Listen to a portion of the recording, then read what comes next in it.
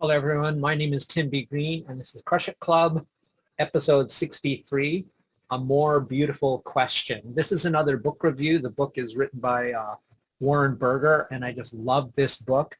As a lifelong inventor and questioner, he's right on the money about saying that creatives naturally ask a ton of questions. My teachers either loved me or hated me, and I'd say more the latter, or asking too many questions.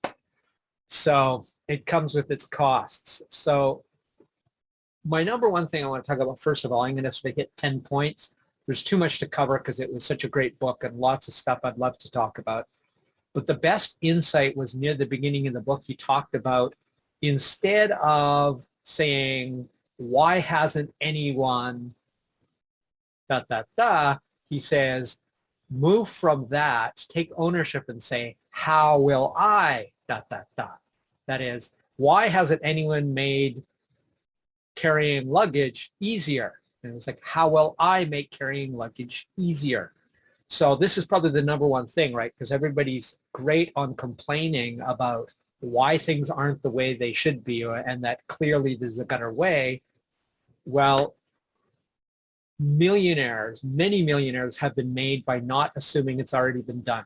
You can check Google patent search if you want to know. It may have been done, and many times it has, but also many times it hasn't. So it's really worth checking if it was a physical product, but it's worth knowing whether it's been done before, because it could be good insight in asking the question, what have others learned about this question? What answers do others have to this question? So now I'm going to sort of contradict myself here, and I'll talk about contradiction later on in this same video. But I would say this book does overrate the value of questions over answers. And the reason I say that is nothing is everything. A question without the ability to answer it, in his own words, is philosophy. So I understand why he did it, because most people are too biased towards answering questions and then taking action, and that includes myself, I'll admit it, but I ask a ton of questions to get those answers. So we're really in alignment on if you zoom out further. So his three core questions, and this is, again, I'm starting off with criticisms. This book was referred by the book by Matthew E. May, Winning the Brain Game. So these I've talked about before. I just think this is a little limiting, but it's a good start. And that is, he talks about you should ask why, what if, and how questions. Why is it this way? How can I fix that? And then, what if we did this? And then how can I do this, right? So in that sort of broad question, speculation, and then actually trying to bring it into the practical world. It's not bad, but I still think it's too limiting. If you're stuck, for sure, why, what if, and how will get it done, but nothing is everything, and I think it's those three questions are overused, and let's call that a confirmation bias on his part. I would love to hear from Berger himself if he's got if he has objections to that. I know it's based on experience, but I've already tested it. You can use all the WH questions, not just those three. So what was great about this book, and what I loved probably the most, is it added a ton of great techniques. I didn't even document all the techniques. I bookmarked some because I always listen to books. So I bookmark so I can later add those in. But it added a ton of really great techniques involving questions into my own learning and teaching system, which I keep thinking is finished and there's no more to add, but let's be honest, there's always more to add. And this book was a fantastic addition to that. A lot of great, many times small, simple, obvious, but not being used add-ons, and that's why this book is so great. These are things anybody can do. But there's too many to list, so just get the book, listen to the book, read the book. And you won't be sorry you did if you're interested in coming up with great questions that lead to great answers and solutions. The irony of this book is, though, and this came to me near the end of listening to it, it is a book full of answers, all of them being some variant of the answer to all your problems is ask a more beautiful question. So there's this sort of meta irony to the book, and that is, well, this is a book full of all the experts, and he talks about not listening to experts, and it's a book about not taking other people's advice but asking questions, and then gives you the answer to what kind of questions you should ask. The answer is how to approach questions, how to make better questions. And all of the techniques are excellent. I've seen them in various forms in other books and for my own work too.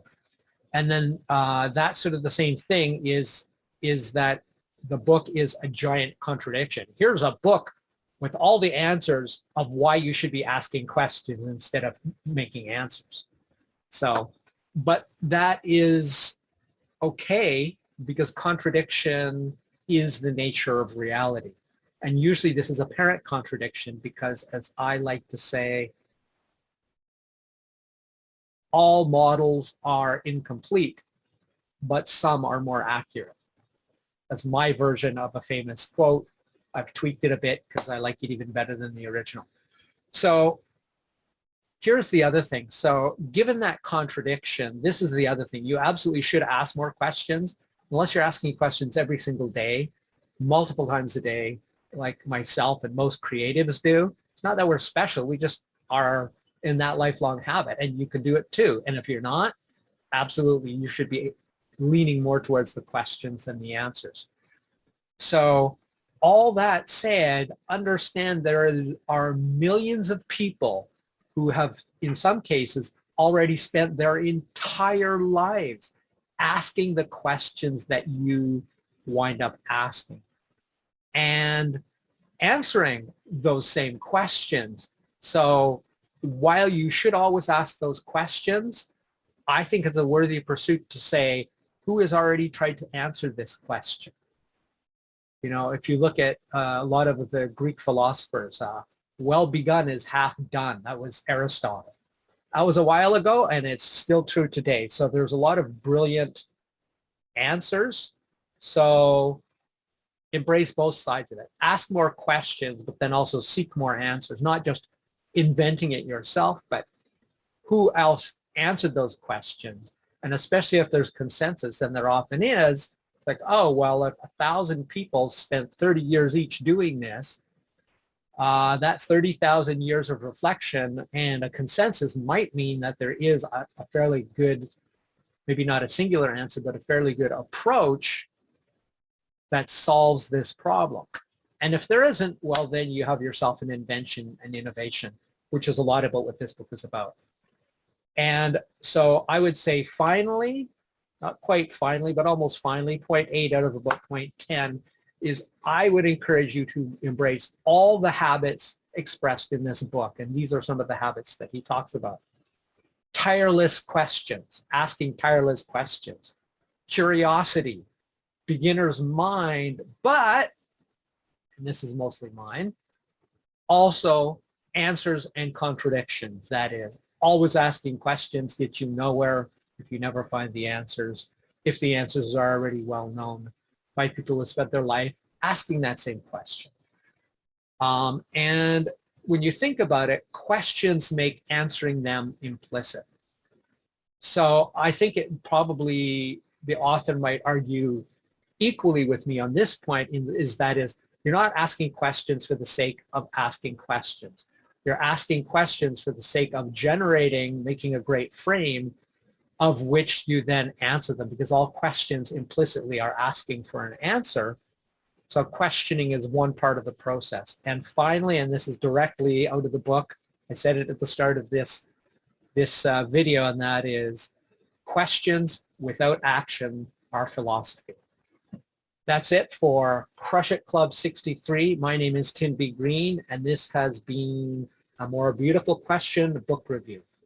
Bye for now.